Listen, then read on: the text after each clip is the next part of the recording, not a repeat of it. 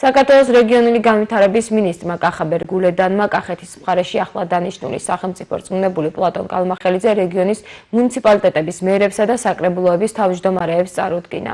შეხვედრაზე ისაუბრეს რეგიონის განვითარების გრძელვადიან პერსპექტივებსა და სამომავლო სამოქმედო გეგმაზე, ასევე რეგიონის მუნიციპალიტეტებში დაგეგმილ პროექტებსა და მიმდინარე საკითხებზე.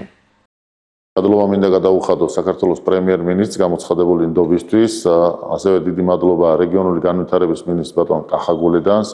აქვე არ შემიძლია არ აღვნიშნო ჩემი წინამორბედის ბატონი გიორგი ალადაშვილის წარმატებული მოღვაწეობის 3 წელიწად ნახევარი, რომლის დროსაც ძალიან ბევრი საინტერესო პროექტი განხორციელდა, დაიწყო ბევრი პროექტი, რომელსაც ჩვენ აუცილებლად გავაგრძელებთ.